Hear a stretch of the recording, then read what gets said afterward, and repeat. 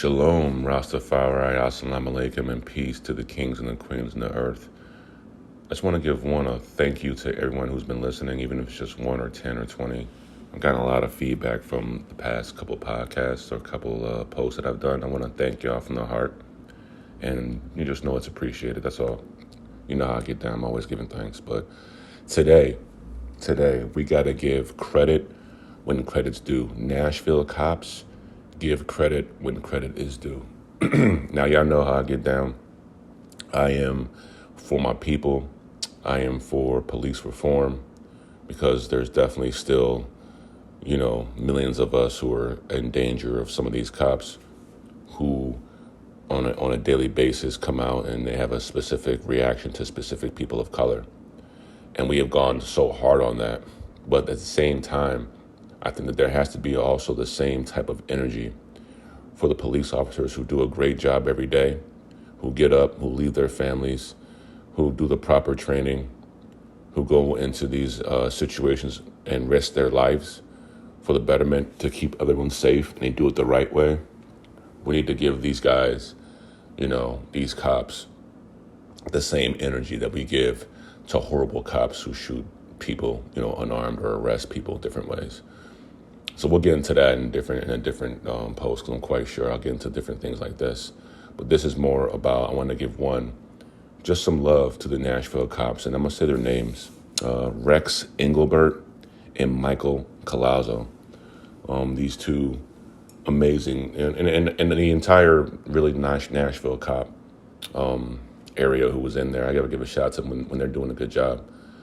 At the end of the day, when a police officer, and this is, let me just start from the beginning. I'm just going into Nashville, assuming that people know what's going on. But I'm talking about these Nashville police officers who went, and they were the first responders, the first ones to, obviously we saw on the webcam, to go into the school, this Christian school in Nashville, this Christian private school, where this person, I'm not going to name this person's name, because they are, to me, scum of the earth. They're dirt.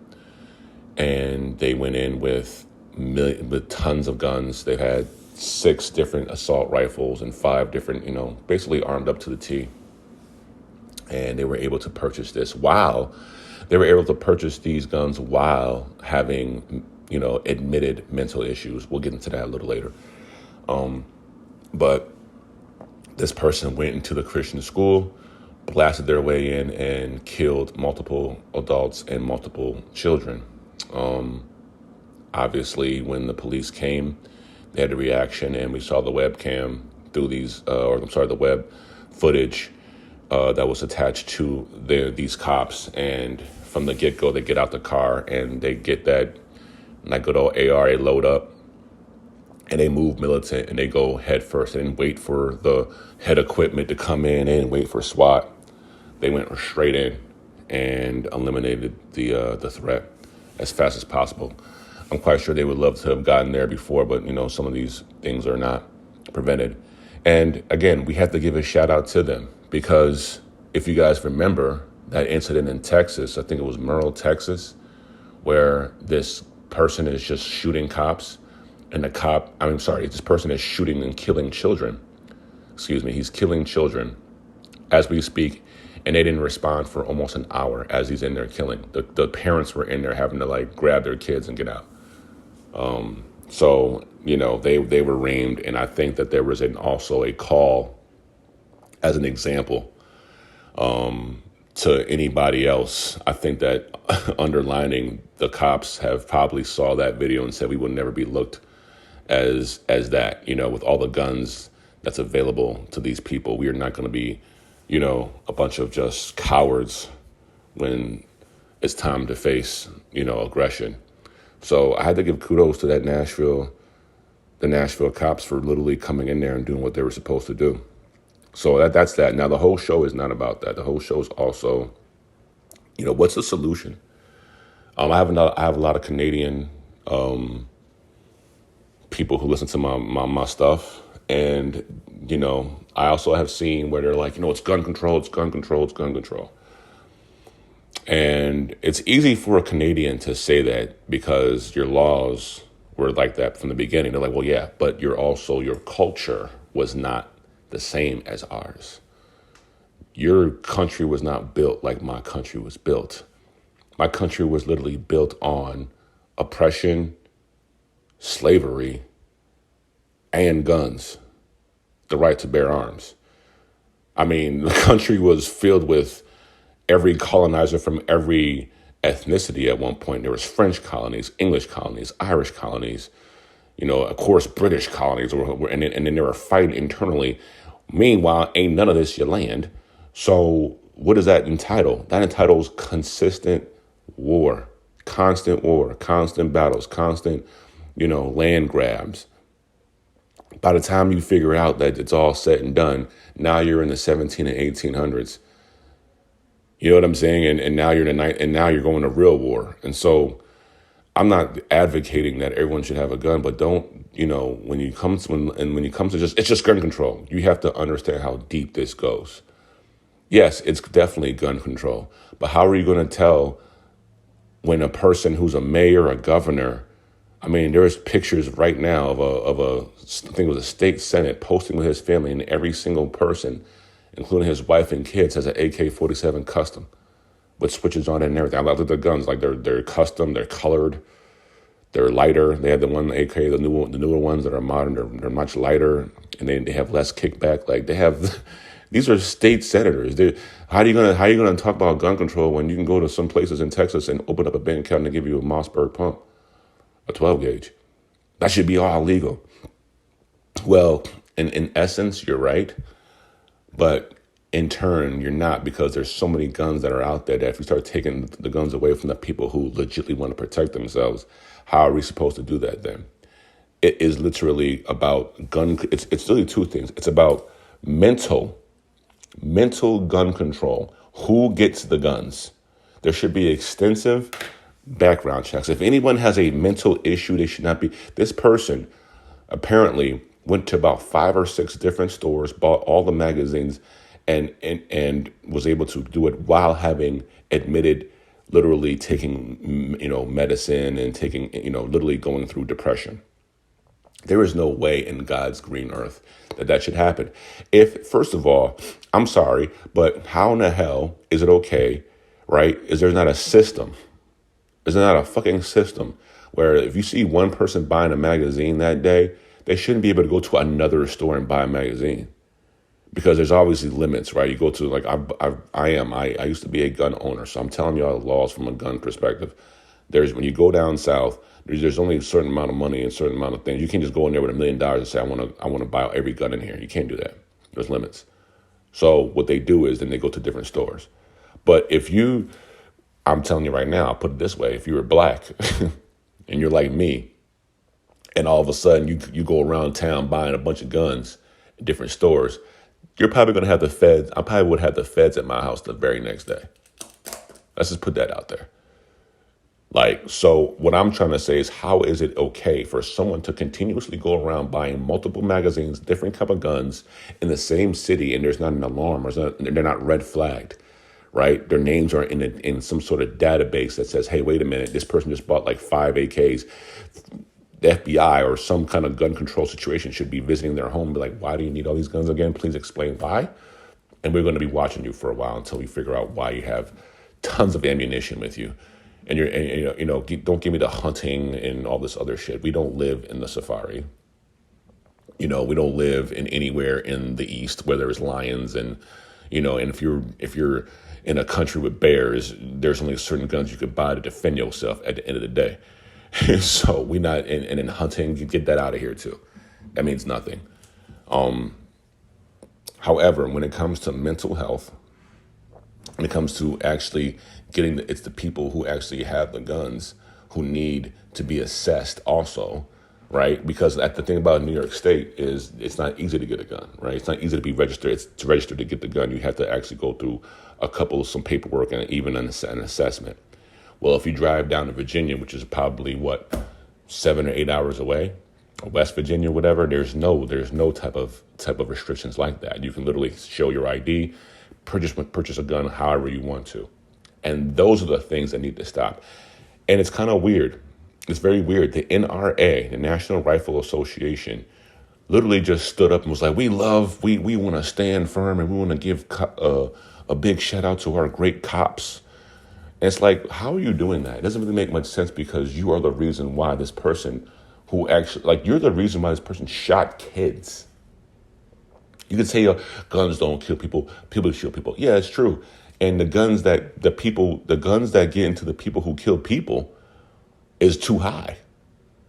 And the NRA will not step up on themselves and say, hey, we need to like redo this entire thing. And if any weapon that is purchased, there needs to be an assessment, background checks, or you need to put your name in a specific database, and you're now watched.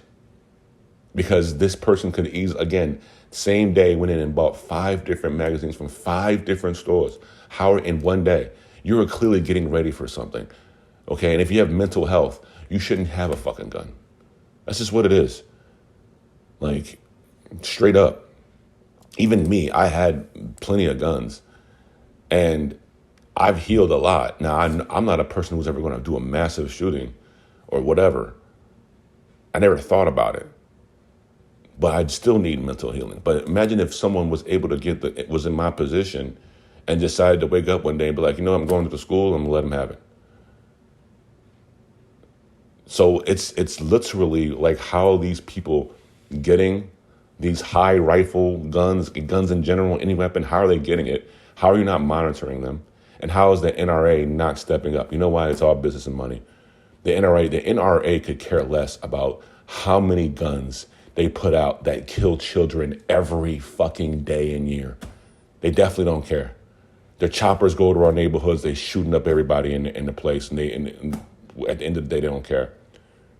They'll bring guns, they'll bring automatic weapons to a school, shoot up children and shoot up children and teachers. Look at Sandy Hook. They don't care. Their stock actually goes up during massive shootings. You understand? Because people think that, they're going to take our guns away. So right now, there's a contingent of people. I know this. There's a contingent of people who are right now buying even more guns. So the NRA wins regardless. There's a war, NRA wins. It's unbelievable. And so the solution to it, to me, is mental health checks, because you're not going to take the guns away. Even though that would probably work. You have senators, you have a whole South that considers himself kind of like still under the Confederacy, even though you're fucking losers, that will never even switch up on any of that. This is our culture. This is how we built. We do this, we do that. It would never. And some of them have a lot of fucking money. But if this doesn't stop, I don't know what. This happens way too much in my country. Way too much. It's ridiculous. It's actually out of hand how it happens. How you have to go to school and literally, could lose your life just going to a private Christian school. And it's not enough to even lock the doors, right? We used to have the door when I was in school. The doors are open. Nobody would come in here. And then finally they might lock it because maybe they don't want bums coming in there or something like that, or random people, right? But trying to protect the children. Now you just shoot the door down. So as a president, are we going to have to require armed security at every school? I mean, maybe you should, because that protects the children and have somebody there who has access to a real good, and he sits there. Maybe you need to pay people a lot of good money. Seriously, because you're either going to do that, or you need to really invest in mental health. And we know you're not going to do that.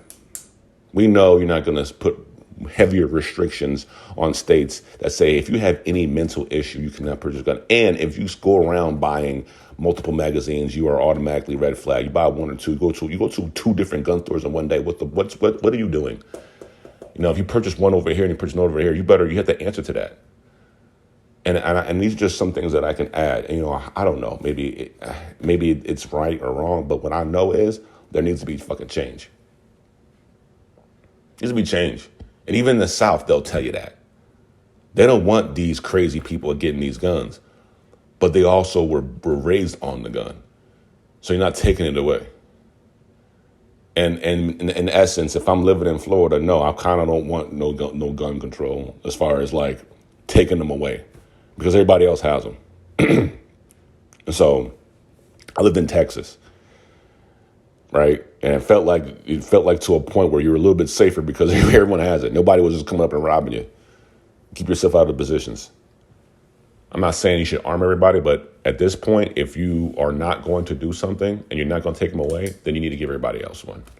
Or you need to say if they're not comfortable with it, then you need to protect the teachers. You need to have security at every school then. And it doesn't have to be some guy walking around with an AK, but it's kind of like the Secret Service, right? They got guys who guard the president. They ain't got to show their guns though, but it's there. A lot of them are there. They might have 3 or 4 of them. You would never know. Maybe you got to do that. Create it because you're giving $400 trillion to everybody else across the world, right? Why don't you fund safety for schools? Why don't you fund mental health issues? Seriously. Because this is happening in every city. It happened in my city too. It's not mental health. This guy just got the gun and just went up there and did it. So it's really like who's purchasing these guns. If you buy an AK from a store, maybe you have to like say, okay. I mean, I'm in an area where if you get a machete and you can buy it from the store, you have to give them your ID and give them your address.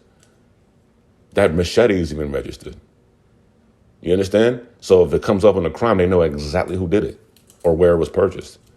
That's kind of a situation you should be doing with it. Well, you have to provide ID. We put it down. No. But it's clearly not working.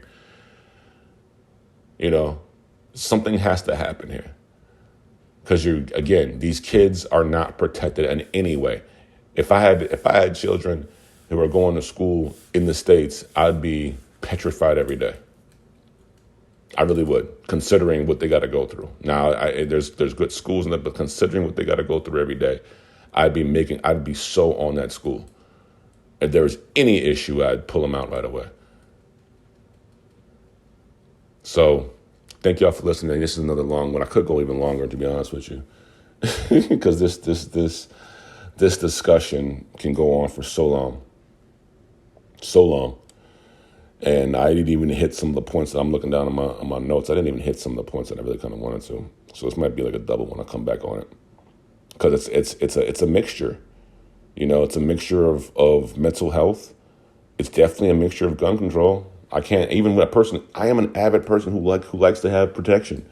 And I still think there should be more gun control because these crazy people are getting the guns. I don't want to. And this is who we got to protect ourselves from. Like, you know what I mean? I ain't got to protect myself from the robber now. I got to protect from the massive shooter going to the supermarket.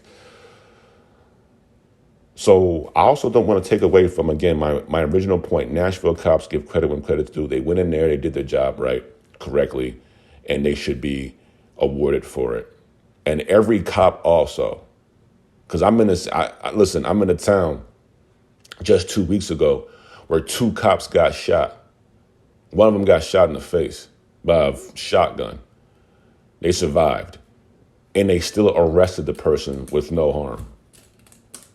I don't know how. I mean, I do know how. So I'll leave that for another discussion.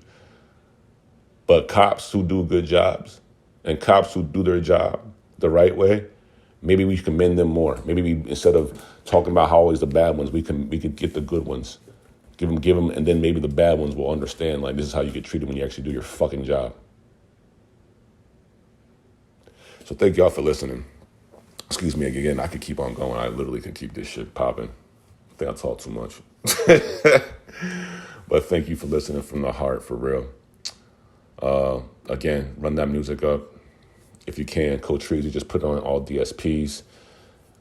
Coach Treasy Genesis is still out right now. Slashy Soldier 1 is out. Slashy 2 is coming. I cannot wait to drop these 2 albums. I actually have Slashy 3 almost done too. So just working hard. That's all I can do. You know, stay consistent and believe in the Most High. Be careful out there, everybody. Seriously, if you're listening, be careful. Stay safe. Hell, stay strapped. Stay protected. And if you can't stay strapped, stay under the blood. If you don't know what the blood means, you know what I'm talking about. Mentally keep yourself safe. Keep your eyes open no matter what. One love.